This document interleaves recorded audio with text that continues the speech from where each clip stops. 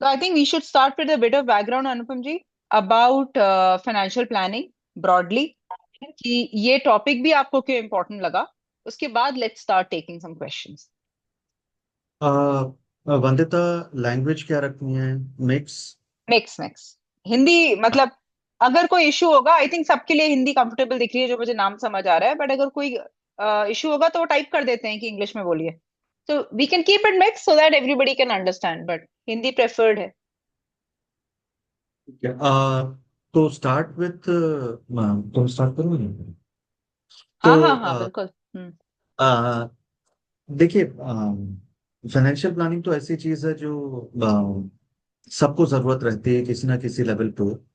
और financial planning बाकी लोगों के लिए सिर्फ इन्वेस्टमेंट तक सीमित रहती है कि वो अपने बच्चों के लिए क्या छोड़ के जाएंगे और अपने लिए क्या रहेगा, और एटलीस्ट उनके जो नेक्स्ट जनरेशन है उनका टेक केयर हो जाए।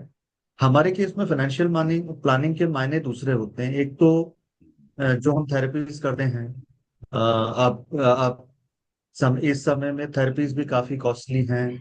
उसके अलावा थेरेपी जब जाएंगे तो कन्वेंस है, समय है। तो काफी जो आपको टाइम है, तो time is also energy plus money. तो काफी समय आपका जो है वो थेरेपीज में जाता है, थेरेपीज में पैसा भी जाता है। तो आपको थोड़े मतलब फाइनेंशियल नीड्स तो नॉर्मल एक पेरेंट से थोड़ी ज्यादा ही रहती हैं।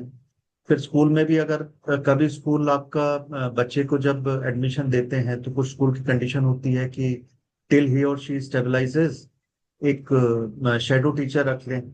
तो उसके सैलरी प्लस अगर आपको लगता है कि आपको एडिशनल हाउस हेल्प चाहिए क्योंकि आप अपना टाइम बच्चों को देना चाहते हैं, तो ये सब रीजंस के कारण हमारे जो एक्सपेंसेस होते हैं, जो हमारे खर्चे होते हैं, वो न्यूरोटिपिकल पेरेंट्स से शायद थोड़े ज्यादा होते हैं और एफर्ट्स भी ज्यादा होते हैं। तो पहला तो फाइनेंशियल प्लानिंग ये है कि आपको अपने डे टू डे एक्सपेंस के लिए कोशिश ये करें कि जहां तक पॉसिबल हो थोड़ा पैसा हाथ में रहे। एक तो ये हुआ। जब आप एक स्टेज में पहुंचते हैं, जब आपके बच्चे बड़े हो जाते हैं, कुछ केसेस में दे आर एम्प्लॉयड गेनफुली, कुछ केसेस में नहीं होते हैं। प्लस बहुत सारे केसेस में जैसे अब निहल के केस में भी अगर हम उसको बोले पैसा हैंडल करना, खर्चा करना, ठीक है वो कर देंगे, बट हैंडल करना एक अलग चैलेंज है जो शायद कुछ साल पहले तक सीमा के लिए भी था। मतलब हम लोग ध्यान ही नहीं देते हैं। तो वो पैसा आपके लिए सफिशिएंट हो, और आप अगर थोड़ा सा फ्रूगल लाइफ भी जीना चाहते हैं तो एटलीस्ट इतना रहे कि आपके बच्चे, जो आपका स्पेशल चाइल्ड है, उसके लिए सफिशिएंट हो। अब वो कैसे इंश्योर करेंगे? तो हम्म। पहला पार्ट फाइनेंशियल प्लानिंग का होगा कि अगर आपके पास जो किटी है उसको आप सेफली कैसे अपने बच्चा जो स्पेशल नीड्स में है उस हम्म। तक पहुंचा पाए। Hmm. That is the most important thing. उसके लिए दो तीन इंस्ट्रूमेंट्स होते हैं जो सब आपस में इंटर रिलेटेड है। ऐसा नहीं है कि एक आपने कर लिया तो दूसरा नहीं हो सकता है। कोशिश ये हो कि सारे इंस्ट्रूमेंट साथ में एंड इन टैंडम हो, जिससे कि आपका पाथ डिफाइंड हो कि कैसे आपको पैसा यूज करना है। तो नॉर्मली हमने जो और ये प्रोसेस बहुत लंबी है, काफी पेशेंस चाहिए। हमारा प्रोसेस ऑलमोस्ट आई थिंक 1.5 से 2 साल लगा था, from the day we thought कि हमको ये करना है, से लेके जब हमारे हाथ में सारे इंस्ट्रूमेंट्स आए। पहला इंस्ट्रूमेंट होता है letter of intent. Letter of intent एक ऑनगोइंग प्रोसेस है जिसमें आप अपने बच्चों की सारी जरूरतें, छोटी से छोटी जरूरतें, क्योंकि अगर मान लीजिए आप कभी कुछ ऐसे जरूरत पड़े कि आपको अपने बच्चे को अपने ब्रदर सिस्टर के यहाँ, अपने पेरेंट्स के यहाँ छोड़ना हो, तो भी कुछ चीजें आप चाहते हैं कि उनको पता रहें जो शायद अपने बच्चे को ट्रिगर कर सकती हैं, जो भी चीज। तो लेटर ऑफ इंटेंट बेसिकली ये होता है कि डूज एंड डोंट्स एक तरीके का, आप अपने बच्चे की, उसकी क्या जरूरतें हैं, उसके क्या चीज अच्छी लगती है, किस चीज को अवॉइड करना चाहिए, और उसको खाने में क्या पसंद है। अगर कपड़ों की उसको, इफ कुछ ऐसे क्लोथ्स हैं जो उसको नहीं अच्छे लगते हैं, या कुछ ऐसी नॉइज अच्छी नहीं लगती है, कुछ टेक्सचर अच्छा नहीं लगता, कुछ खाने की चीज बिल्कुल नापसंद है। तो जितनी भी चीजें आप बच्चे के बारे में डिटेल कर पाए, because it becomes a kind of guide कि अगर कोई केयरटेकर भी है, या आपके रिलेटिव्स हैं, या आपके पेरेंट्स हैं, जो भी हैं, वो आपके बच्चे को हैंडल कर पाए। ये तो मैं उस समय की बात कर रहा हूँ जब आप हैं। हाँ। जब जब नहीं, आप पास में नहीं हैं। एक समय ऐसा भी आएगा, क्योंकि it's a rule of life कि आपके बच्चों को अपने लेवल पे सरवाइव करना पड़ेगा खुद के दम पे।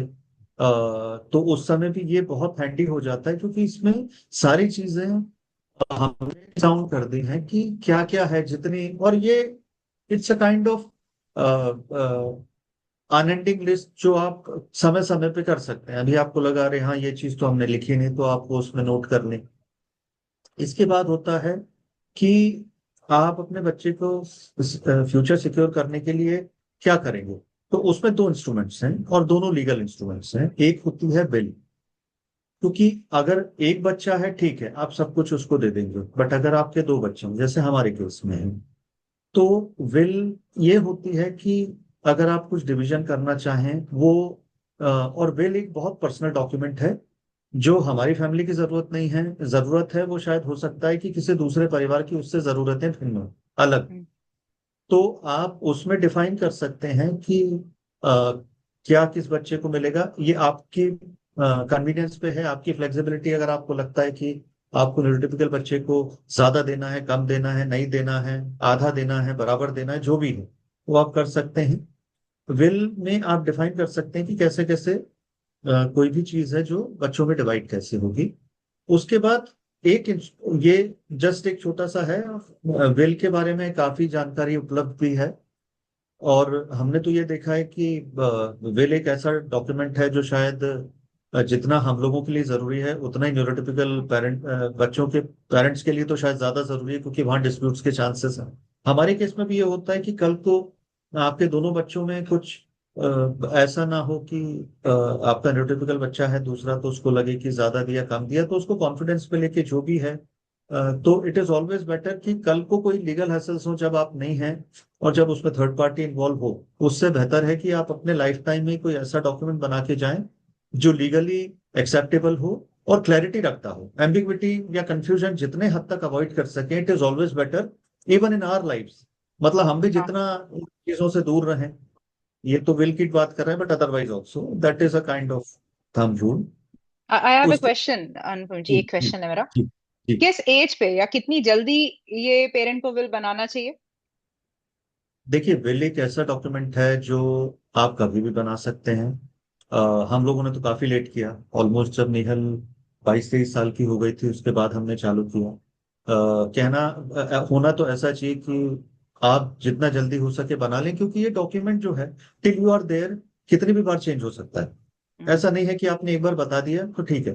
पहली बार बनाने में शायद आपको तकलीफ होगी, क्योंकि काफी सारे इसमें क्लॉजेस होते हैं, उसको आपको अपने पर्सनलाइज कैसे करना, कस्टमाइज कैसे करना है, आपकी फैमिली कंडीशंस को देखते हुए उसको कैसे कौन कौन से क्लॉजेस रखने हैं, कौन से कम करने, ज्यादा करने, क्या क्या फाइनेंशियल इंस्ट्रूमेंट्स हैं इंक्लूड करने हैं, क्या करना है। तो जितना जल्दी हो सके बना लें। रिवीजन करते रहें, अगर आपको लगता है साल में 2 साल में रिवाइज करना है। कोई आपने ऐसा इन्वेस्टमेंट किया जो शायद आपने पहले लिस्ट नहीं किया, तो उसको रिवाइज कर लें। तो ये तो आप जितना जल्दी बना लें, सो दैट एक थॉट की क्लैरिटी हो जाती है कि डॉक्यूमेंट है, और सारी मेहनत पहली बार में होनी है, सिर्फ उसके बाद सिर्फ इसके मॉडिफिकेशन। चेंजेस कर सकते हैं। हम्म। हाँ, it can be changed any number of times, कितने भी बार आप बदल सकते हैं उसको। सबसे जरूरी चीज है कि अपने सिग्नेचर, विटनेस के सिग्नेचर जरूर रखें, क्योंकि कल किसी भी लीगल चैलेंजेस में अगर आपकी अनसाइंड विल है, वो और एक न्यूज़पेपर जो 1 महीने के बाद रद्दी वाले के पास जाता है, उसमें कोई ज्यादा फर्क नहीं है। तो अच्छा। साइंड रहें। हाँ, साइंड रहें, विटनेस के साइंड रहें, ये विटनेस बहुत जरूरी है। कंपलसरी है, विटनेस तो के साइन के बिना भी उसकी वो नहीं होती है। और उसके कुछ शब्द होते हैं कि जब भी मैं विल लिख रहा हूँ तब मानसिक रूप से पूरी तरीके से स्वस्थ हूँ, मुझे मालूम है मैं क्या लिख रहा हूँ, वो सब लिखा जाता है विल में।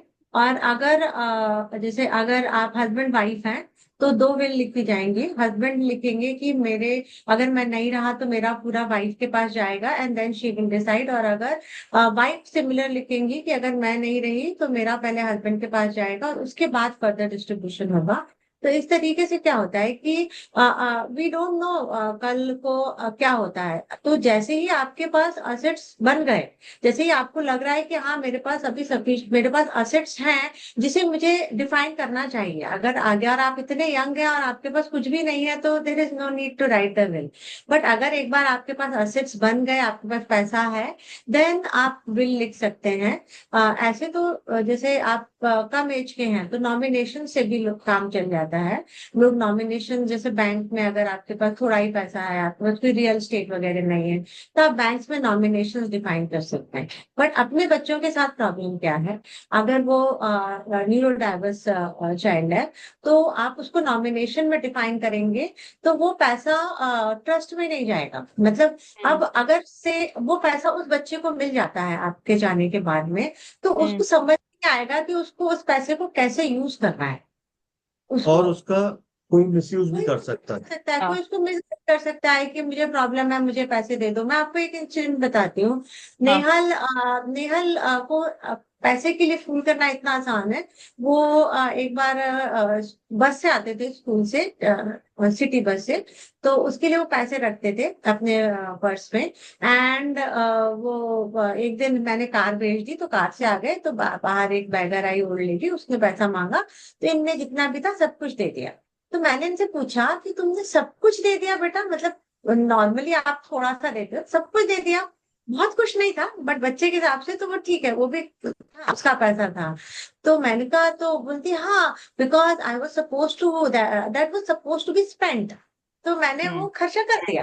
तो मैंने कहा अगर वो कान के बाले मारती तो शी डिड लाइक दैट। नहीं, ये ओपन नहीं होते हैं। वो उस समय बालियां पहनी हुई थी सोने की। मतलब अगर कोई उससे मांगा तो tried to open it and give it. तो ये हम्म। इतने काफी स्ट्रांग पॉइंट है सीरियस। ये। हाँ। या तो इसीलिए उनके लिए उनको फूल करना आसान है, तो हमको इसीलिए हाँ। अगर हम कॉम्बिनेशन में अपने बच्चों को दे देते हैं और उनको वो पैसा मिल जाता है, तो वो बच्चों के लिए भी परेशानी का सबब बन सकता है। कोई भी उन्हें लूट सकता है, पैसा ले सकता है, एंड देन बाद में इनके पास कुछ नहीं रह जाएगा, दे विल बी डिपेंडेंट। तो विल के बाद आता है ट्रस्ट, नॉमिनेशन के बाद भी आता है ट्रस्ट। नॉमिनेशन में ट्रस्ट नहीं डिफाइन किया जा सकता है। मतलब हम ट्रस्ट में नॉमिनी के रूप में किसी बैंक के अकाउंट के या एफडी के या म्यूचुअल फंड के नॉमिनी के रूप में ट्रस्ट का नाम नहीं दे सकते हैं, वो हमारे इंडियन लॉ में नहीं है। ठीक है, हमें इंडिविजुअल के नाम ही देने पड़ते हैं। तो इसीलिए वो हमको विल लिखना बहुत जरूरी है कि नॉमिनेशन में हमने अपने ए बच्चे का नाम दे दिया, और फिर बिल में डिफाइन किया कि ए जो है इसमें से इतना परसेंट, इतना इतना इतना जो है वो अपने न्यूरो डाइवर्स सिबलिंग को देगा। तो इस तरीके से हमको डिफाइन करना बिल में जरूरी है कि हमारे न्यूरो डाइवर्स बच्चे को क्या मिलने वाला है।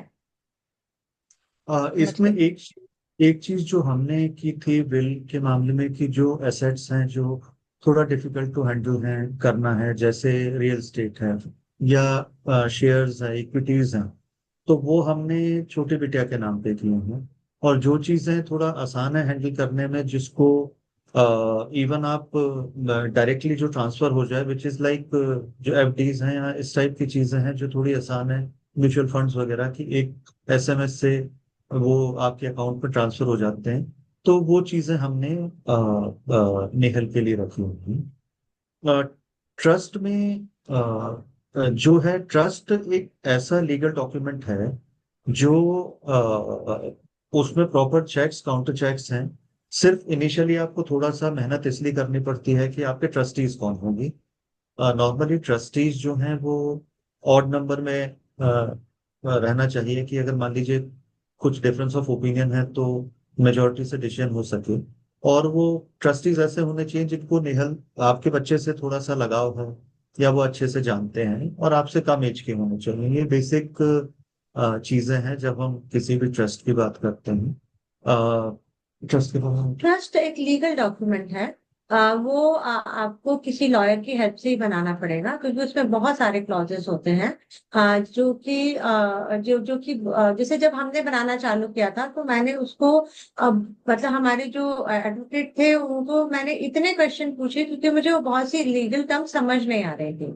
तो और अगर हम वो सब नहीं रखेंगे ध्यान में तो हम फ्यूचर में इशू हो सकता है, क्योंकि हम भले हमारी ट्रस्ट रजिस्टर्ड नहीं है, अनरजिस्टर्ड ट्रस्ट है, बट उसकी लीगल वैलिडिटी होती है। तो हमको ट्रस्ट बनाते समय ये ध्यान रखना है। दूसरा, हमको हम ये इस तरीके से ट्रस्ट बनाएंगे कि इनिशियली तो हम उसमें जैसे अभी हमने बनाया थोड़ा सा अमाउंट से बनाया, 20,000 जितना रिक्वायर्ड है इनिशियल। उसके बाद समय समय पर हम उसमें अपने डाल असेट्स डालते रहेंगे, इकट्ठे डालने की कोई जरूरत नहीं है, क्योंकि एक बार हमने डाल दिए तो वो उसपे इनकम टैक्स और वो सब ट्रस्ट के रूल के हिसाब से लगना चालू हो जाते हैं। तो हमको और एक बार ट्रस्ट में डाल दिए तो वो निकाले नहीं जा नहीं, सकते हाँ। हैं, ठीक है? तो हमको वो ट्रस्ट के ही हो जाएंगे टिल वो ट्रस्ट खत्म होती है, ठीक है? तो हम ट्रस्ट से खर्चा ले सकते हैं, मीन्स अगर मैंने कोई मकान डाल दिया तो मकान निकाल नहीं पाऊंगी, पर जो मकान की इनकम है वो नेहल को दी जा सकती है कि आप जो है नेहल को इतना पैसा ट्रांसफर कर दो, but that can go to only Nehal, and whatever Nehal is earning cannot go to trust। जो बेनिफिशियरी होता है उसकी जो खुद की इनकम है, जो खुद की कमाई है, वो ट्रस्ट में नहीं जा सकती। ट्रस्ट में होते हैं सेटलर्स जो हम लोग हैं, ट्रस्ट में होते हैं ट्रस्टी जो उसके कजन भाई बहन कजन्स हैं, ट्रस्ट में होते हैं बेनिफिशियरी जो नेहल खुद है, ठीक है? और ट्रस्ट में हमें ये भी डिफाइन करना पड़ता है कि नेहल के बाद उस ट्रस्ट का क्या होगा, मतलब वो ट्रस्ट कैसे बंद होगी, क्योंकि ये कोई फॉरएवर धर्मार्थ ट्रस्ट नहीं है कि जो फॉरएवर चलना है। ये तो एक हमारी नेहल के लिए है, तो उसके बेनिफिट्स के बाद इसको खत्म होना है। तो everything is defined in the trust, that's why वो थोड़ा टफ टू मेक डॉक्यूमेंट होता है। विल इज इजियर, आराम से बनाई जा सकती है, ट्रस्ट थोड़ा मुश्किल डॉक्यूमेंट होता है। ट्रस्ट के लिए लीगल हेल्प जरूरी है। Legal help. वैसे तो कोशिश आप ये करें कि विल के लिए भी ले लें, क्योंकि विल भी फाइनली लीगल लीगल सेंटिटी है। हम्म। एम्बिगुइटी के केस में तो कोशिश ये करें कि दोनों चीज के लिए लीगल हेल्प लें। ट्रस्ट में आप ये तक डिफाइन कर सकते हैं कि मान लीजिए ट्रस्ट में कल को आप एसेट्स ट्रांसफर कर रहे हैं जिसको फाइनेंशियली मैनेज करना है, तो आप उसके एक्सपेंसेस भी ट्रस्टीज के हाथ में रहते हैं कि मान लीजिए कोई फंड मैनेजर उनको करना है, उसका खर्चा है, या कुछ और है, कुछ और डॉक्यूमेंटेशन करना उसका खर्चा है। मान लीजिए निहल के लिए हम अगर कुछ प्रॉपर्टी छोड़ के जाते हैं उसको रेंट पे लगाना है तो उसका खर्चा है। That all can be defined, that all can be, वो ट्रस्ट से बाहर निकाला जा सकता है जो भी एक्सपेंसेस है। तो आप काफी चीजें उसमें बहुत स्ट्रक्चरली, बहुत क्लैरिटी के साथ डिफाइन कर सकते हैं। ठीक है। ठीक ठीक। ट्रस्ट का आपका कोई क्वेश्चन है? हाँ, एक क्वेश्चन है साइड में। आ, ये इंश्योरेंस प्लान पे है। आ, एक ट्रस्ट का कुछ है तो खत्म करके then will come. Insurance plan हाँ हाँ मतलब? हाँ हाँ। अच्छा, ट्रस्ट का कुछ और बोलना। नहीं, ट्रस्ट में यही हमें ध्यान में रखना है कि जो हमारा विल में हम डिफाइन करेंगे ना, तो एक हिस्सा तो जैसे वैदिका नेहल है, तो एक हिस्सा will be in the name of Vaidika, but other हिस्सा will be in the name of trust. हाँ, हम्म। कि हमारे जाने के बाद में, हमारे मृत्यु के बाद में वो सारा पैसा ट्रस्ट में चला जाए। और क्लियरली हमें डिफाइन करना पड़ेगा कि हमारे जो भी इंस्ट्रूमेंट्स में नॉमिनेशन डिफाइंड है, that is only for the sake of convenience. वो उस बच्चे को हक नहीं दे रहे हैं पूरा, बिकॉज मैं ट्रस्ट को डिफाइन नहीं कर सकती थी नॉमिनेशन में, और नेहल को अगर डिफाइन कर देती तो वो पैसा ट्रस्ट में नहीं जा सकता, क्योंकि वो नेहल का पैसा हो जाता। तो हमको बिल में डिफाइन करना है कि नॉमिनेशन तो ठीक है वो वैदिका के नाम पे है, but that is only for the sake of convenience. जो भी डिस्ट्रीब्यूशन होगा वो विल के हिसाब से होगा, एंड उसमें हम्म। नेहल की ट्रस्ट को जाएगा एंड वैदिका को जाएगा, मतलब hmm. Clearly we have to define it, बिल्कुल चार्ट तरीके से बना के डिफाइन करना। समझ गए। ट्रस्ट के ऊपर कोई और क्वेश्चन हो तो we can take later. Ritvika हाँ जी का हाँ। एक क्वेश्चन है शायद इंश्योरेंस पॉलिसी के बारे में। एज ऑफ नाउ सिर्फ आई थिंक स्टार हेल्थ की एक पॉलिसी है, और वो सिर्फ 3 लाख तक का कवरेज देती है, और बाकी कोई पॉलिसी नहीं है। बट इसमें एडेड हम लोग एक चीज, अगर कोई पेरेंट्स हैं, यंग पेरेंट्स हैं जिनके बच्चे छोटे हैं, तो please get UDID card made, unique ID card, unique disability ID card होता है, जो which is a very valid document. तो कल ऐसा होता है कि हमारे बच्चों के लिए कुछ स्पेशल पॉलिसी आए जहाँ पे प्री रिक्विजिट में यूडीआईडी कार्ड हो, तो उस समय हेल्प करेगा। As of now I think सिर्फ स्टार हेल्थ की एक ही पॉलिसी है, और that only gives coverage of 3 lakhs। बाकी और किसी की कोई पॉलिसी मेरी नॉलेज में नहीं है, क्योंकि ये हमने भी पता किया था अभी हम्म। जस्ट 2 महीने पहले की बात है। और कवर क्या करती है वो policy? Health health health health normal है, it's a health normal insurance health मतलब। Insurance, okay okay okay. हाँ, हाँ। इंश्योरेंस। अभी तक ये था कि अगर आप ऑटिज्म बताते हैं तो आपके बच्चे के लिए कोई भी पॉलिसी नहीं है, वो एक्सेप्शन में आता था, तो कोई भी पॉलिसी नहीं होती थी। बट एटलीस्ट अब एक पॉलिसी है जिसमें आप डिक्लेयर कर सकते हैं, but it is of normal health बस। तो आप ये कह रहे हो कि if Nehal has to go and take health insurance from any other insurance company तो उसको नहीं मिलेगा? नहीं नहीं नहीं। नहीं। अच्छा, तो this is like a normal health insurance जैसे हम लोग को मिलता है। नॉर्मल हेल्थ हाँ, insurance but very less coverage. हाँ, वेरी लेस कवरेज, सही बात है, हाँ। मतलब तो ओके। कुछ भी नहीं। हाँ, हाँ। तो ये कैसे एक पेरेंट कवर करेगा? क्योंकि इतना भी मुझे पता है, बहुत सारे पेरेंट्स एक तो हेल्थ इंश्योरेंस अपने लिए भी नहीं लेते हैं, मतलब इंडिया में इतनी अवेयरनेस नहीं है, बट जिनको भी है और कभी भी जरूरत पड़ जाती है तो बहुत हेल्प होती है। 3 लाख तो कुछ भी नहीं है। अभी अगर आप 2 साल पहले की बात करेंगे वंदिता, तो ये 3 लाख की पॉलिसी नहीं थी। हम्म। देखिए, we also need to understand and appreciate government के और काफी सारे कंसर्न्स हैं। तो काम हो रहा है, 2016 के बाद में फिर भी काफी काम हुआ है। यूडीआईडी कार्ड बनने की प्रोसेस आई 2016 में, उन्होंने बहुत ब्रॉडन किया। जॉब हम्म। में रिजर्वेशंस आए गवर्नमेंट कंपनीज में, तो काफी चीजें चेंज हो रही हैं। हम्म। बट नेचुरली गवर्नमेंट की फोकस में ये थोड़ा कम है, because the numbers are comparatively lesser as compare to any other thing. अब आप गरीबी से अगर आप कंपेयर करें तो फिर ये कम है, तो हो रहा है, बट थोड़ा सा पेस स्लो है। फिर भी 2016 के बाद lot of things have improved.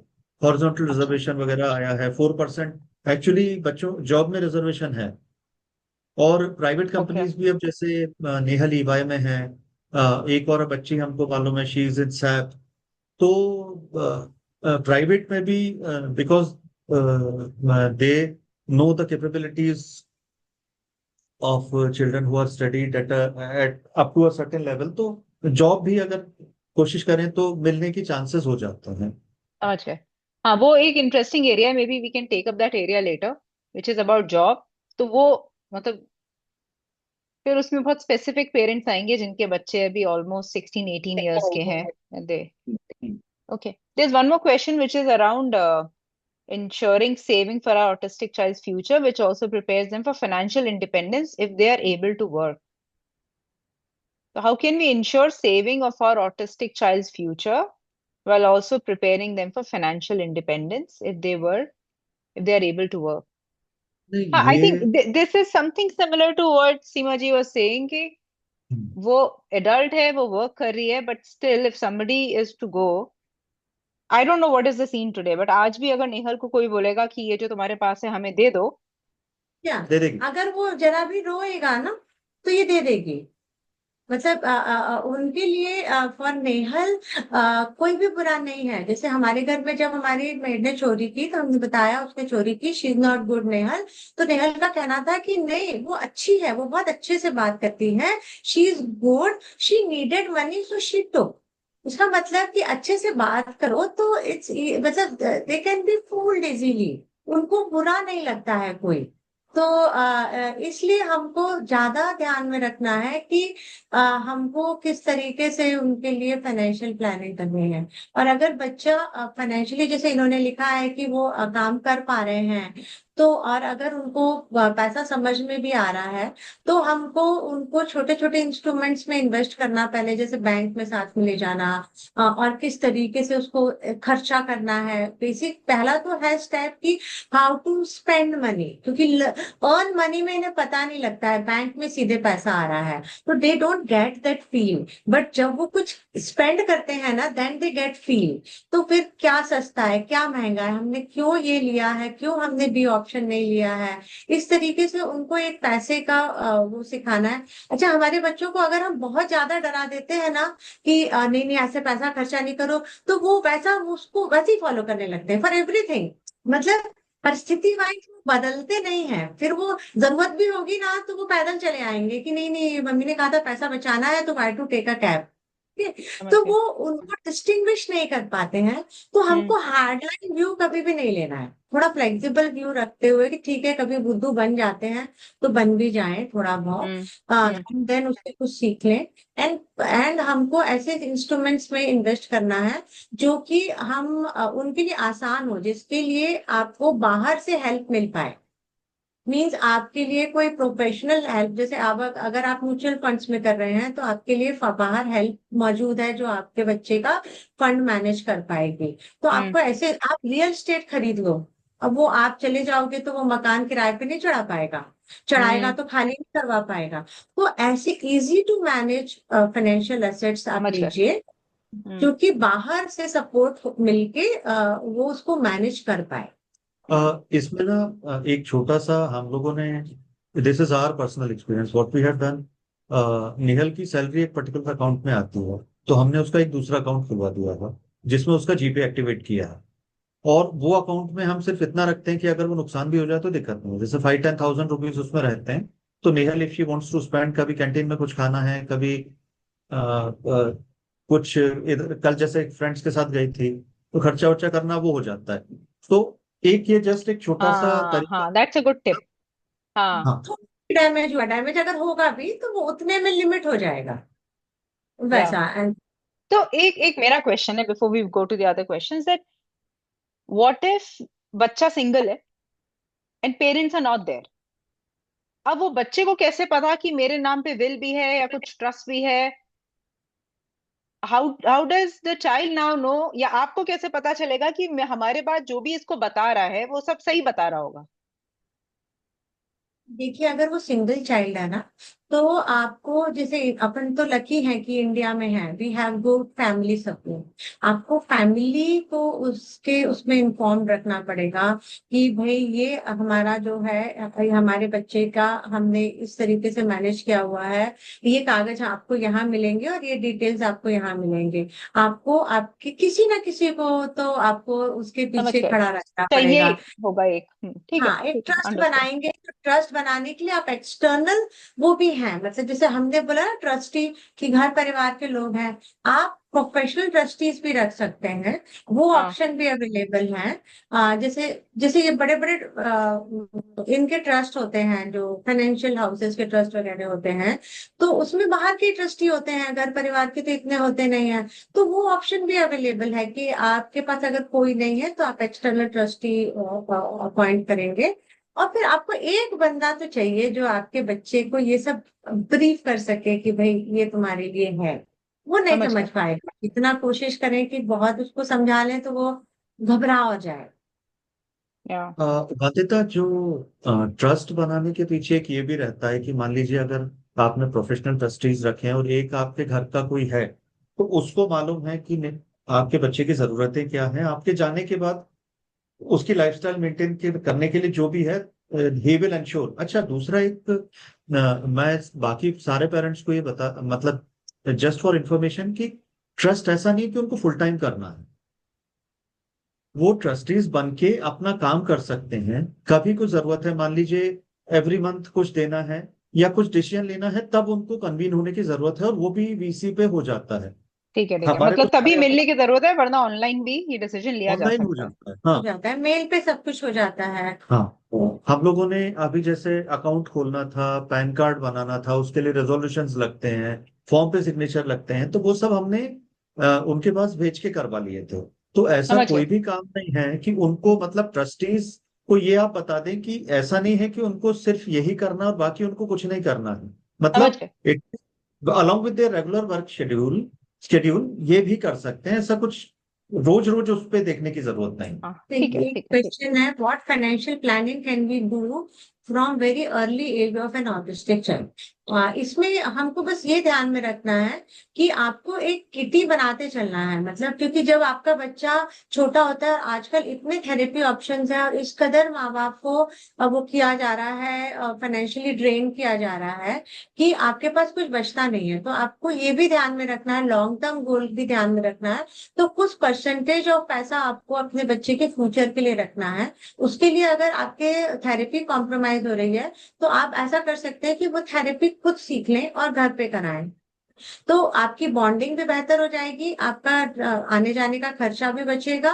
And क्योंकि ऑटिज्म के केस में ऐसी बहुत सारी थेरेपीज हैं जो पेरेंट्स स्वयं करवा सकते हैं। उसके लिए हमको किसी मतलब होम प्रोग्राम लेके वीक में आप एक बार जाएं, रोज रोज जाने के बजाय एक बार जाके होम प्रोग्राम लेंगे, आपका पैसा भी बचेगा एंड बच्चे के फ्यूचर के लिए पैसा बचेगा। तो इनिशियल टाइम से इसमें आपको प्लान करना है। इसमें एक चीज और है। सारे मेजर टाउन्स में जैसे बैंगलोर है, मुंबई है, दिल्ली है, इवन अब भोपाल जैसी जगह में भी पेरेंट सपोर्ट ग्रुप सब जगह हैं।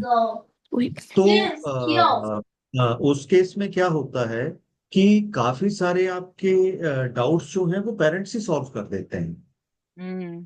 तो बिल्कुल। वो भी एक, हम्म।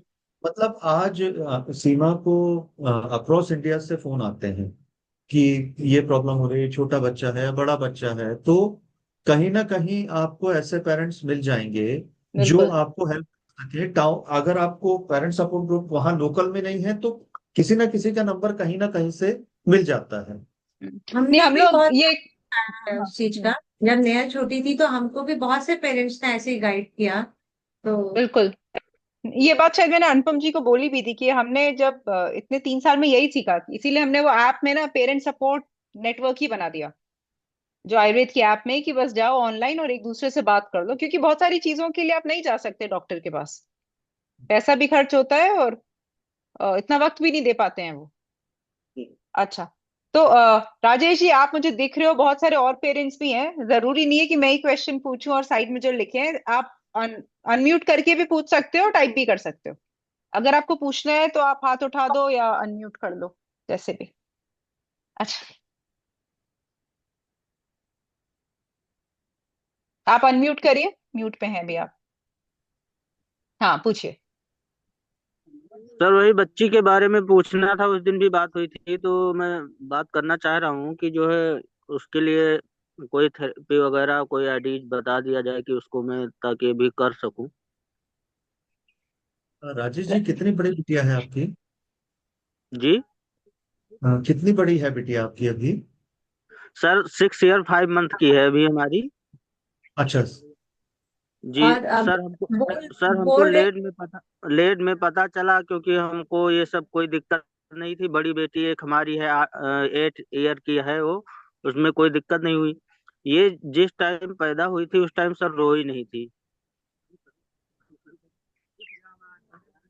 उसके थोड़ी देर बाद रोई हुई हल्का फुल्का, ज्यादा रोई नहीं। फिर हमको लेट पता चला और ये लेट चलना भी स्टार्ट किया 3 3 ईयर के बाद लगभग में। ये अपने आप करवट लेना शुरू किया, फिर चलना शुरू किया सर।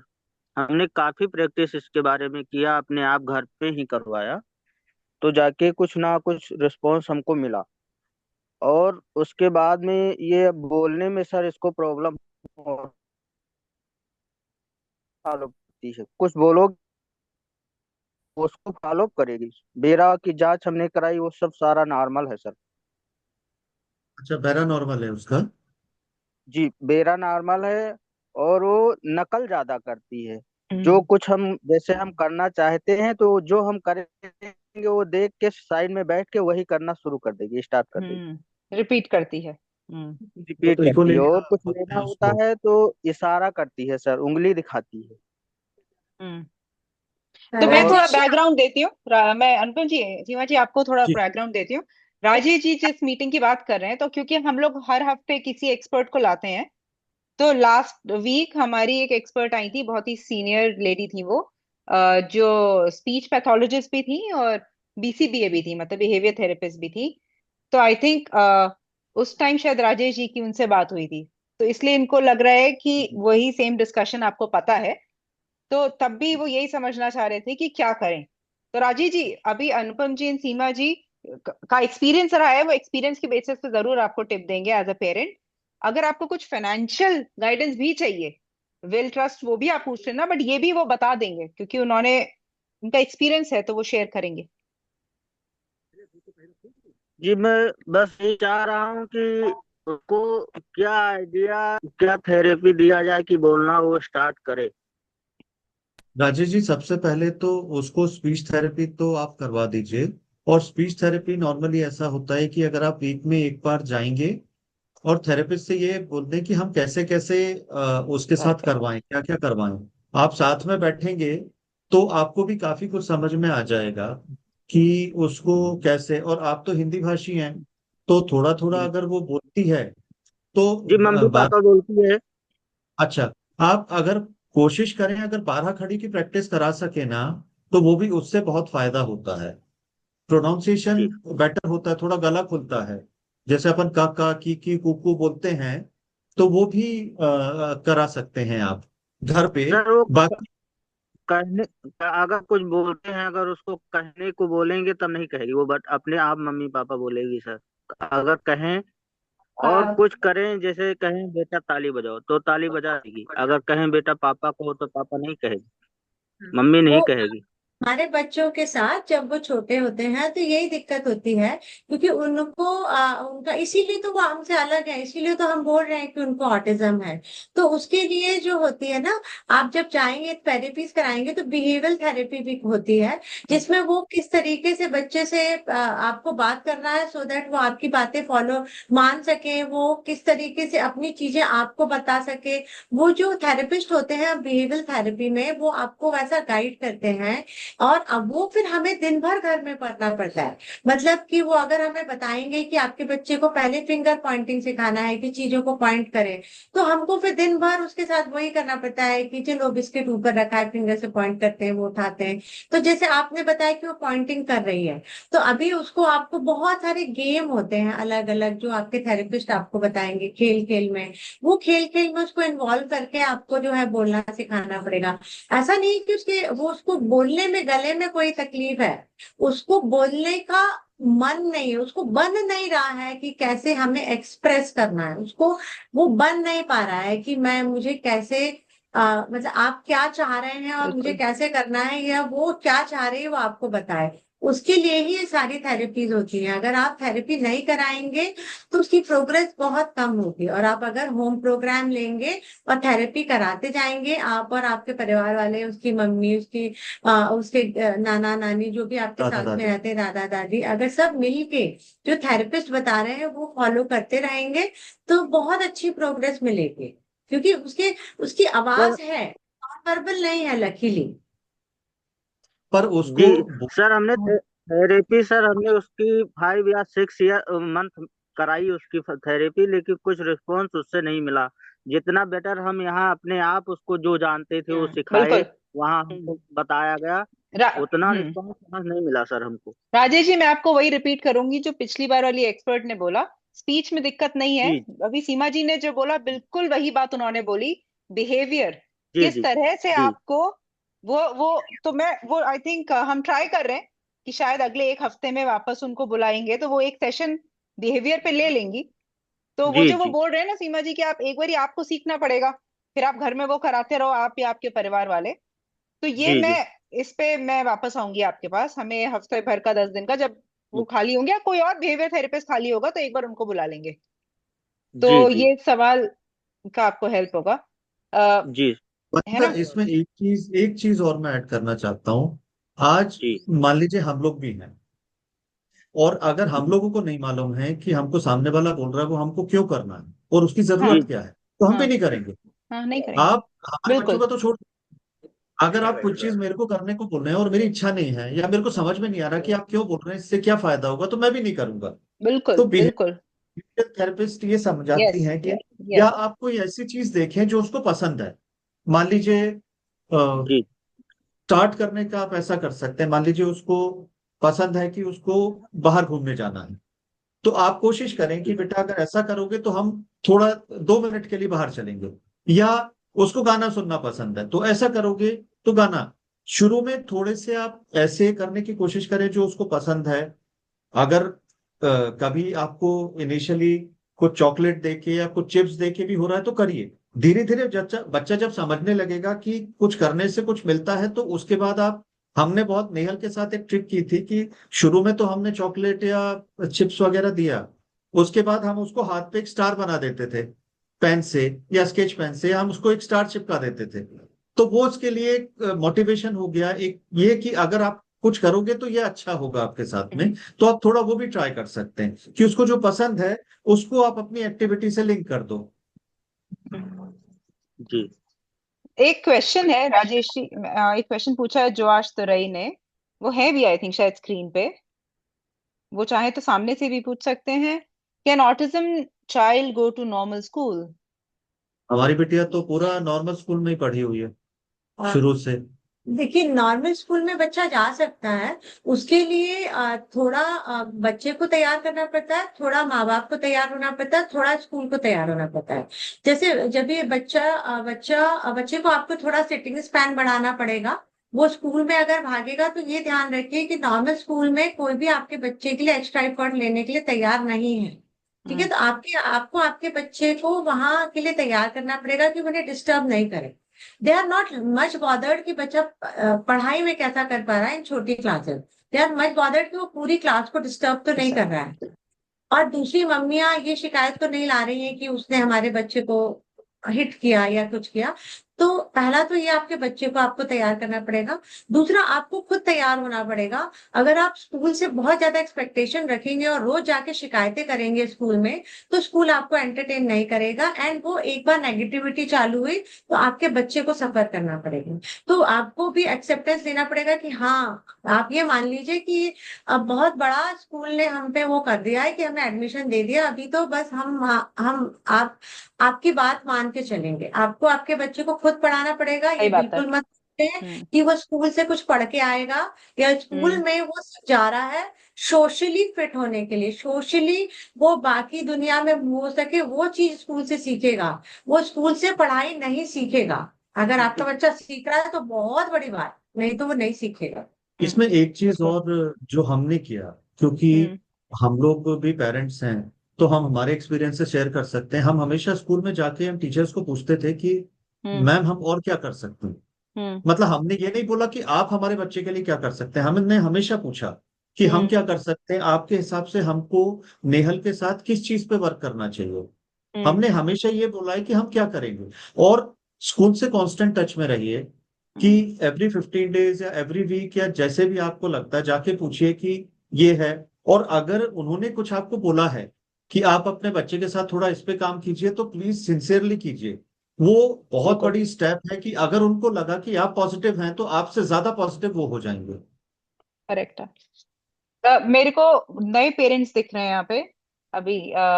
विक्रांत, अगर कोई भी, आप थोड़ा सा लेट आपने ज्वाइन किया, आपने, ताइना ने एंड पॉल ने, if you have any question तो you can raise your hand, I can unmute you, और you can unmute yourself and you can ask. हाँ, प्लीज प्लीज। आप सभी को नमस्कार मैम। नमस्ते नमस्ते। मैं झारखंड नमस्ते। के झारखंड से धनबाद से बोल रहा हूँ। मेरी भी बच्ची है जो अब 3.5 साल की है मैम। और वो बोलती है, ऐसा नहीं है नहीं बोलती है, मगर वो बहुत कम बोलती है। जैसे वर्ड बोलती है, सेंटेंस सुनने के लिए हम बहुत दिन से बेचैन है। सेंटेंस नहीं बोलती है, वर्ड्स बोलती है। वो बोलेगी मम्मा पापा, अभी ए से लेके जेड तक मेरी वाइफ उसको सिखा दी है, तो ए से जेड तक सिखा बताएगी कि क्या से क्या होता है। क से अंगा तक बता देगी कि क्या होता है, सब कुछ बता देगी। और सबसे मैं जो चाहता हूँ उससे वो चीज नहीं करती है। मैं इतना विक्रांत इमोशनल हो जी। गया हूं कि बोलते बोल रहा हूँ, देखिए आंख में मेरे आंसू तक आ जा रहा है। अभी नहीं विक्रांत। मैं स्पीच थेरेपी के पास में रांची में ले गया। रांची में स्पीच थेरेपी करवाया मैं। तो स्पीच थेरेपिस्ट भी हेल्प की मुझको, और धनबाद में भी मैंने करवाया। वो स्पीच थेरेपी अभी उससे इसका आई कांटेक्ट जो है वो बेटर हुआ था, मगर पिछले मंथ से आई कांटेक्ट थोड़ा गड़बड़ा गया है। वो जैसा कि उन जो लैंग्वेज पैथोलॉजिस्ट होती है ना, वो बता रही थी हमको कि थोड़ा आप लोग ध्यान लगता है कम दे रही हैं, इस पर समय दीजिए इस पर, और फिर एक बार 1 महीने के लिए इसको स्पीच थेरेपी के पास ले जाइए। तो इसलिए मैं सोचा हूँ कि हम्म। कल मैं आपको देखा तो मैं सोचा कि एक बार ज्वाइन करूँ का वो इस प्रोडक्ट, वो भी मैं देखता हूँ, कल परसों मंगवाऊंगा। मैं बिल्कुल। काफी परेशान हूँ, थोड़ा मुझे सजेस्ट करे कैसे मैं क्या करूँ उसके लिए। बताइए अनुपम जी, सीमा जी, ये तो विक्रांत आपने थोड़ा लेट ज्वाइन किया, मैं इनका बैकग्राउंड आपको देती हूँ। इनके दो बच्चे हैं। एक जो अच्छा। बड़ी बच्ची है वो 24 साल की है, 24 है राइट, ये 26 है। 26 26। 26 26 साल की है। वो जॉब भी करती हैं। एब्सोल्युटली नॉर्मल स्कूल भी गई है, उसको ऑटिज्म है। तो अच्छा। ये इनसे बेटर गाइड आपको कोई नहीं कर सकता। अभी वो गाइड कर भी रहे थे राजेश जी को। और हाँ, अभी सुन बहुत रहा छोटा मैं। बच्चा है आपका, इतना जल्दी इतना इमोशनल करके गिव अप नहीं करना है।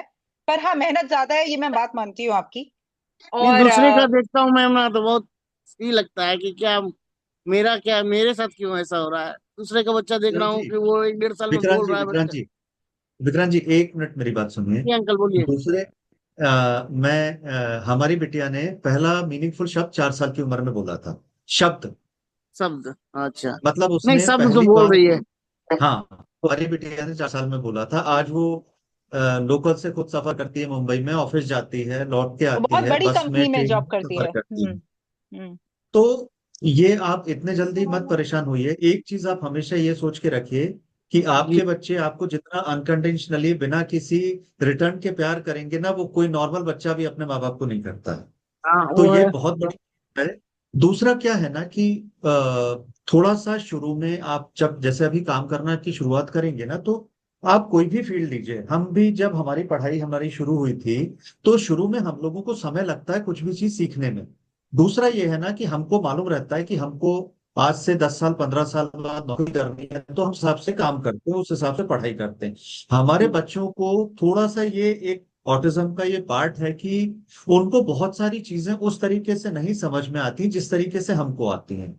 जी। तो पहले आप उसको उसको जरूरत तो लगने दीजिए कि उसको बोलना क्यों है। ये हम्म। तो आपकी इच्छा है ना कि वो सेंटेंस बोले। उसको पहले हाँ। लगने दीजिए ना कि उसको सेंटेंस बोलेगी तो उससे उसका क्या फायदा है। हम्म। हमारे बच्चों के साथ शुरू में यही परेशानी होती है कि हमारे बच्चों को या हमको भी कोई चीज जब तक समझ में नहीं आती, हमको उस चीज का फायदा नहीं दिखता है। हम्म।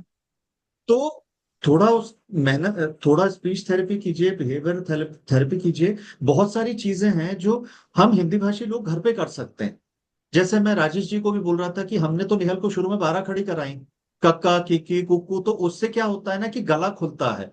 कौन से, और हमारे यहाँ कुछ शब्द तालु से आते हैं, कुछ हाँ। पेट से आते हैं, कुछ इस तरीके से। तो उसकी लंग, हवा का फ्लो होता है, आवाज में बहुत सारी चीजें होती हैं जो टेक्निकलिटीज होती हैं, जो शायद हमको, हमने तो हिंदी इतने अच्छे से पढ़ी थी, हमको कभी जरूरत ही नहीं पड़ी।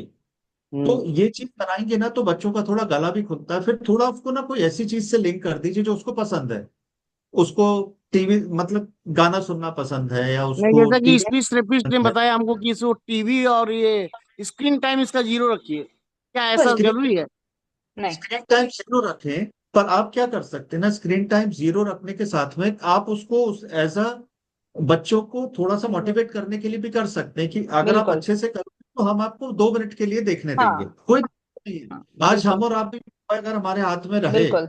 आप बताइए, कम से कम हम, अगर हमारे हाथ में मोबाइल है तो हम 10 में से 8 घंटा मोबाइल देखेंगे। तो फिर हम्म। बच्चों ने क्या दिक्कत की है? अगर वो चीज को हम्म। आप, देखिए कोई भी चीज की अति खराब होती है, पर अगर आप उस चीज को एज मोटिवेशन करने या की कोशिश कर रहे हैं और आपको लगता है कि शायद ही आपके बच्चे को फायदा देगी, धीरे धीरे आप फेज आउट कीजिए। जैसा हम लोग शुरू में नेहल के साथ ऐसे ही करते थे कि पहले हमने टॉफी दी, चॉकलेट दी, फिर देखा बच्चा करना चालू कर दिया, तो फिर हमने स्टार बनाना चालू किया, गुड दिखना चालू किया, उसको टिक देना चालू किया। गुड का हम बनाते थे उसको टिक, उसको दिन में 10 टिक मिले, 12 टिक मिले, 15 टिक मिले। इस तरीके से आप प्रोग्रेस कर सकते हैं। तो कोई भी चीज की अति खराब है, अगर आपको हम्म। लग रहा है तो आप लिमिट में यूज करके एज मोटिवेशन यूज कर सकते हैं, तो उसमें नुकसान बिल्कुल। नहीं है विक्रांत जी। मैं विक्रांत एक जी, चीज ऐड हाँ, सीमा जी आप बोलो पहले। आपकी बिटिया 3 साल की है साढ़े अभी तीन तो। साल 3.5, अभी तो बहुत से बच्चों का डायग्नोसिस होता है इस एज में। आपकी बच्ची का डायग्नोसिस हो गया है, वो शब्द बोल रही है, आप तो बहुत अच्छी पोजीशन पे हो, आपको परेशान नहीं होना है। अगर आप देखिए, एक चीज याद रखिए, अगर हमारा बच्चा बोल नहीं पा रहा है तो ऐसा नहीं कुछ समझ नहीं पा रहा है, वो हमारी एनर्जी बहुत अच्छे से समझते हैं। अगर आप दुखी रहेंगे, आप टूटे हुए रहेंगे, तो उनकी प्रोग्रेस नहीं मिलेगी। जिस दिन आप एंथुजियाज्म के साथ, खुशी के साथ काम करने लगेंगे अपने बच्चे के साथ, आपको दुगनी प्रोग्रेस मिलेगी। जिस दिन आपने उचक उचक के उसके साथ खेलना चालू कर दिया ना, आप देखिए 1 महीने में उसकी प्रोग्रेस आ जाएगी। जिस दिन आपने बेमन से दुखी मन से मैं ही क्यों और मेरे साथ ही क्यों किया, उसकी प्रोग्रेस कम हो जाएगी। नहीं वो बहुत चीज नहीं आंटी, ऐसा वो चीज नहीं है, मैं वैसा नहीं बोल रहा हूँ। मगर मैं उन जो स्पीच पैथोलॉजिस्ट लोग बताए थे हमको, बहुत सारे खिलौने हैं जो जिससे ब्रेन का वो वो सब मैं ला के पूरा भर दिया हूँ। वो सब मैं मेरी वाइफ उसके लिए कर रही है। और इसी के चलते पिछले 6 महीने में जो प्रोग्रेस हमको देखने को मिला ना, वो हमको लगता है स्पीच थेरेपिस्ट लोग के पास भेजने के बिल्कुल। बावजूद नहीं मिला। बिल्कुल। नहीं, पक्की बात है। माँ बाप बिल्कुल। सबसे अच्छे होते हैं, सबसे अच्छे। और और रहा बात, मैं थोड़ा मेरा लैब है, डायग्नोस्टिक सेंटर है मेरा, तो मैं उसमें ध्यान दे देता हूँ, तो थोड़ा मैं समय नहीं दे पाता हूँ। इसीलिए आज से मैं सैटरडे सुबह उसको लेके घूमने जा रहा हूँ कि चलो 1 घंटे घूमेगी, एक्सरसाइज भी जरूरी है इसमें, मैं देख रहा हूँ। बिल्कुल। विक्रांत भाई, एक बात मैं आपको बोल सकती हूँ। मैंने मेरे बच्चों को मोबाइल दिखाया है, और अच्छा। मैंने सबको ये बोला कि जितना उसने उस मोबाइल से सीखा, वो, और मैं कम देर के लिए देती थी, सिर्फ 20 मिनट के लिए, पर वो बहुत सीखते थे। दोनों बच्चे मेरे, वो चाहे न्यूरोटिपिकल बच्चे हों जिनको हम नॉर्मल कहते हैं, चाहे वो ऑटिस्टिक हो, चाहे कुछ हो, अगर सबको इस माइंडसेट से दिया जाए कि भाई यही देखो, ये खेल लो, ये फ्लैश कार्ड होते हैं, ये कार है, ये बस है, ये कलर है, ये नंबर है, वो 20 मिनट में ऐसा पकड़ते हैं। आप एक बार करके देखो। जो शायद वो कहना चाह रही थी थेरेपिस्ट, वो ये था कि भाई मोबाइल लेके भूल मत जाओ। पर मुझे तो ऐसा नहीं, लगा है कि मोबाइल सही चीज दिखाने से बहुत लर्निंग होती है। और मैं फिर से वही ऐप बोलूंगी, हमने ऐप में डाली है, ये चीजें फ्री में ही है, आप एक बार ऐप देख लेना आयुर्वेद की। उसमें अगर आपको कुछ यूजफुल लग रहा है तो वो दे कल दो मैं उसको। आपका सब वीडियो, मैं कल बहुत रात तक मैं यही देख के, लगभग 12 बजे तक मैं आपका वीडियो देखा, तब आज मैं ज्वाइन किया। लेकिन आप ना बड़ी जल्दी अभी मत सोचो इतना अगल बगल किसका क्या हो रहा है। 3 साल का बच्चा, 3.5 साल का बहुत छोटा है, बहुत अच्छी प्रोग्रेस भी है। और आप मेरे से पूछो ना, हम लोग 6 लाख पेरेंट्स से बात कर चुके हैं। मैं आपको बता हाँ। रही हूँ, जैसे सीमा जी ने कहा, आपकी पोजीशन बहुत अच्छी है। जी मैम। और स्पीच देरी से आने का मतलब ये नहीं होता कि उसको ऑटिज्म है, पहली बात। अगर उसको अच्छा। ऑटिज्म है या नहीं है, वो तो एक अलग डायग्नोसिस है। अच्छा, ये कैसे पता चलेगा कि उसको ऑटिज्म है कि नहीं? इसके भी असेसमेंट होते हैं, जब आप अच्छे डॉक्टर के पास चले जाइएगा, तो आपके मुझे जगह पे हो मुझको या मैंने रांची में जो हो। मैं रांची में एक डॉक्टर से दिखाया, कृष्णा कुमार, तो वो बोले एक्यूट ऑटिज्म है, हल्का है, आप उसके लिए ज्यादा परेशान मत हो, मगर आपको स्पीच थेरेपी की आवश्यकता है। ठीक है, बढ़िया है। और ऐसे बहुत बच्चे होते हैं जिसको हम बोलते हैं लेवल 1 ऑटिज्म। वो कब अच्छा। 6 महीने, साल भर में, 2 साल में निकल जाते हैं उससे बाहर। निकल जाते हैं बाहर मतलब कि वो अपनी लाइफ को और अच्छे से मैनेज कर पाते हैं, पता भी नहीं चलता। पर ये बात है, थोड़ी सी मेहनत ज्यादा लगती है, और कुछ नहीं है। और ये बहुत ही इंपॉर्टेंट पॉइंट सीमा जी ने बोला, ये मुझे कई लोग बोल चुके हैं, एनर्जी, ये बच्चे एनर्जी बहुत जल्दी, हरी बच्चा बहुत एनर्जी बहुत जल्दी, जल्दी कैच करता है। बहुत जल्दी सेंस करते हैं। तो वो जो आप मजे करोगे कि वाह क्या कर दिया, ताली बजा दी, अरे वो खुश हो जाएगी, नेक्स्ट टाइम वो वही चीज रिपीट करेगी, क्योंकि अब पापा ताली बजाएगा। हाँ, वेरी गुड, मैं वो बोल देता हूँ तो बड़ा खुश होती है। कुछ हाँ। काम कर रही है वो, यदि एक से लेके जेड तक बताई, मैंने बता दिया, ओ वेरी गुड, फिर बोलेगी कि हाँ। तुम फिर हमको अप्रिशिएट करो, वेरी गुड बोलो। आप तुम विक्रांत, आप बस ये करते जाओ, 1 साल बाद आना बताने की हुआ क्या। अभी मत सोचना आज क्या हुआ, अगले हफ्ते क्या हुआ, फिर क्या हुआ, 1 साल बाद बात करेंगे अब।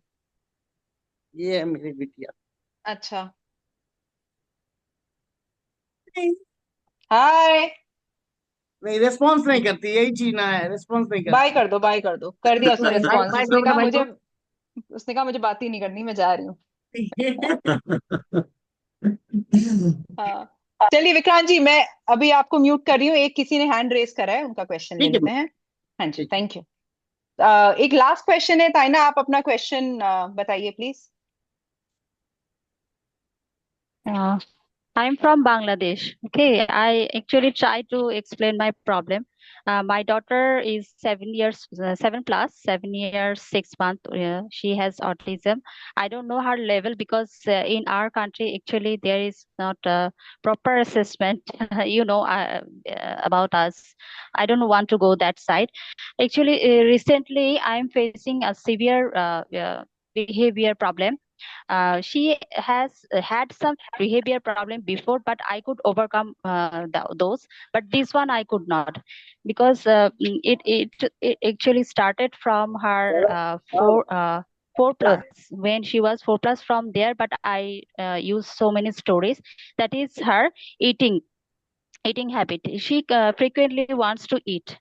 Okay, if I feed her much amount, although if she go out and see her any favorite item like chocolate, biscuit, which one we actually forbid her always, so she wants to have it. And for that she actually creates scene also. So sometimes for socialization we actually take her out. uh, but in our country here, after 3 feet you'll get shop, and there are so many things which is very attractor actually. So that I cannot change. Okay, but I use so many stories for her that we will go outside, we will not touch these things, it's hampering your teeth, and she is suffering a lot for toothache. This whole Ramadan time I could not attend your meeting because of her toothache problem. Her 6 teeth already affected, and 2 root canal done, 1 takeout, and 2 filling also done. Okay, still she is suffering for this. Okay, Taina, because I she have did one not let question. her. Yeah, I have okay, one question which will help them okay, know your daughter better. okay. She's talking. She has speech. Recently she is talking, but 2 words, not 2 words, and not that much willingly. If I ask, what do you did that time, and she talks only with family members, not outsider. Mm. And do you think she is angry and aggressive? Not that much, but if she goes outside, that time she becomes aggressive. Hmm. She feels anxiety, I think. Okay, so I'm facing 2 problem. One is she doesn't let me brush her teeth regularly. I cannot brush her teeth properly. I tried, but I cannot. Twice, thrice I tried, but I cannot. And second one is she cannot go to the what should I say, normal school we used to say. Okay, so because of her that thing, she snatched food from her friends. For that reason they did not let her to actually continue there. So Okay. now she is continuing in a special school, but I'm not getting that much actually proper feedback from there. So actually I need help from you, from some guidance. Seema one more thing I want to just ask about Taina's background, which is, Taina, do you have more children other than this daughter? Yes, one more girl I have. She is 13 years old. She is studying in class 9, Okay. grade Okay. 9. And do you have a job also? Are you working outside? Yes, I am a teacher.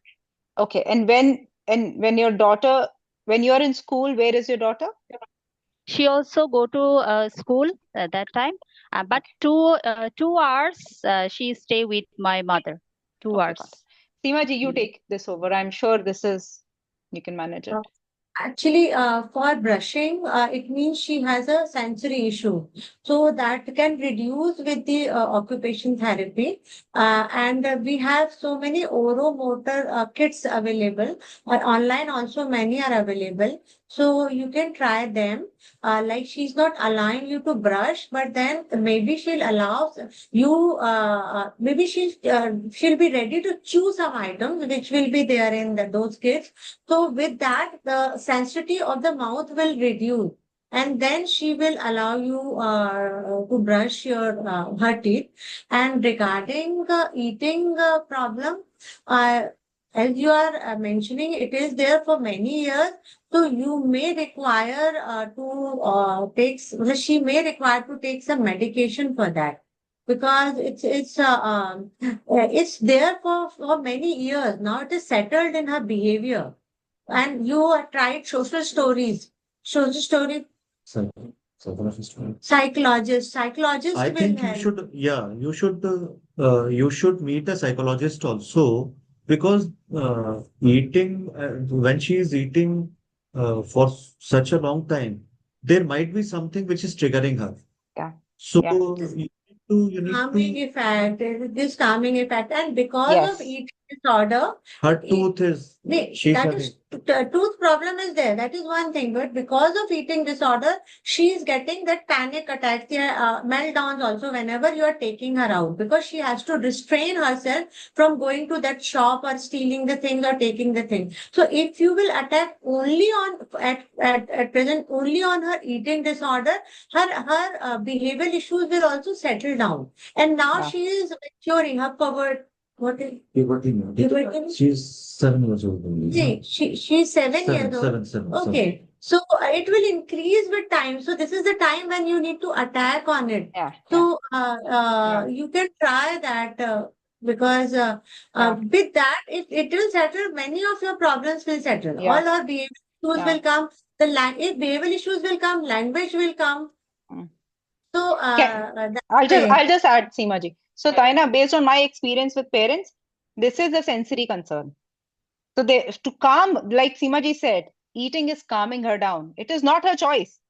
She thinks that this will keep me calm and happy. So that is all she knows. It could have been, I will tell you, my younger son keeps doing this to the shirt. Earlier, I used to just, and he is now 7. He'll just do this. And earlier, I used to ask him, "Kya karte ho? What do you keep doing?" After coming in touch with so many children now, I understand we all have sensory ways of settling our sensory concerns. This is his. We all have it. And for your daughter, it is eating. It is as simple as that. This is not impacting him, so I don't have to take him anywhere. But food is impacting her. So yes, psychologists will be able to figure out. And do you think and with if when she, for example, stimming, a lot of children stim, and when we say don't stim, well, that is their way of calming down. You don't let them calm down, then they will become aggressive, they will have meltdown, they will bang their head. So वो normal है. So Seema ji said it correctly that once you find some other way of calming her sensory needs, she will let go of food. She's not attached to food here. One more thing, what Taina ji, you have to keep in mind, the more sugar intake is there, the more hyperactivity and all the things are there. And sugar is something, if you consume more, the more insulin it comes, and again you have craving for food. So it's all, if you attack only one problem, go to a psychologist and tell ki these are the problems. They will definitely have. One more thing which you can do is, maybe you can try. Now that automatic brushes come, which has a battery, and you just keep inside and make the battery on. So it helps in brushing. So maybe if she's having problem in moving it, maybe that would, through its kind of game, she will be able to do. So that also you can try. I will also, Taina, last time there was a behavioral therapist who came. So you were not able to join it. We are trying to fix Yes. sessions with her, and we are trying to take topics. So one topic can be sensory. How can behavior therapy or what behavior can help to calm down sensory? So my team will fix it. We will post it on the group. Come and ask her this question. And also try the other things that Anupam ji has just said. But You in have our to fix country, it. actually, we No. don't have that psychologist you are asking. Okay. We will try to help. That We is- will let's see if she can help you. We will try to get somebody. Now, since you have raised this question, maybe we will work on getting some psychologists on the group. Many parents can ask questions. And but let me tell you one thing, it is a serious concern because it will not only impact teeth, it's going to impact her brain, her body, her weight, everything. So it has to be fixed now. You have to fix it. And once you fix it, everything solves. Everything will solve. Speech, every single thing will solve. Her gut. This behavior problem actually I'm facing. Otherwise, if you look her, you will not understand that she Yeah. is ASD. Other And things are normal. one more thing I will just say. Just go to Ayurveda app. There is a speech tool, which basically is very basic speech in English and in Hindi, whatever language you want. At times, I feel children, speech is very different from communication. I know how to say car, but if I have to tell my mama, my stomach is hurting, I have to say my stomach is hurting. I cannot say car. So at times, they are not able to communicate. That also brings in a lot of anxiety and anger. Okay, just try with her for a few days and tell me if that helped. maybe it won't help, maybe that is not the problem.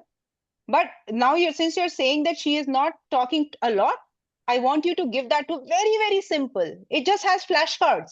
She will press, it will make a sound. If she presses mama tummy ache, it will say tummy ache. Yes, I tried, but it wasn't downloaded here. So my elder daughter is saying that in Bangladesh, it's not available.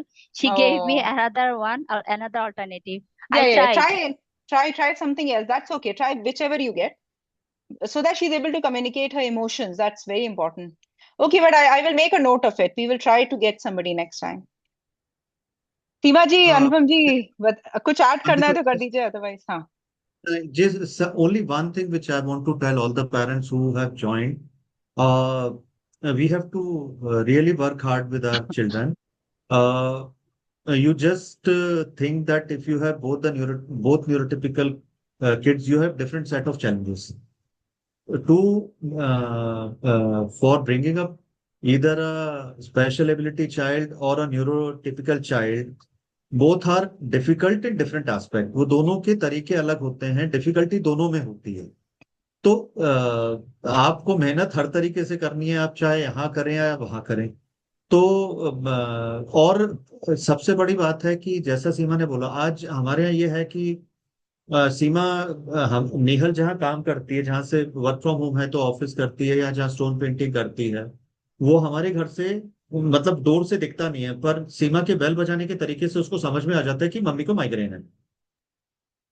मतलब इतना तक sense कर लेते हैं बच्चे. तो अगर आप मेहनत करेंगे, आप पॉजिटिव रहेंगे, तो आपके बच्चे शायद रिजल्ट्स आपसे, आपकी एक्सपेक्टेशन से ज्यादा अच्छे देंगे. बिल्कुल बिल्कुल बिल्कुल. Thank you. This is a good parting note. Anupam ji, जरूरत पड़ेगी तो I will request you to come again, because Seema ji and you both have so much of experience. और बस सब पेरेंट वही कहते हैं, उन्हें एक्सपीरियंस गाइडेंस चाहिए होता है, बाकी तो सबकी जर्नी अपनी है ही. और तो थैंक यू फॉर टुडे. 1 घंटा से ज्यादा ले लिया हमने आपका. थैंक यू पेरेंट्स, आप लोग आए. एंड नेक्स्ट टाइम आप लोग को आदत पड़ जानी चाहिए, इतना वेट मत करिए क्वेश्चन पूछने का, अपना हाथ रेस करिए और make use of the experts who come. Okay everybody, thank you so much. Thank you. Thank you. Thank you so much.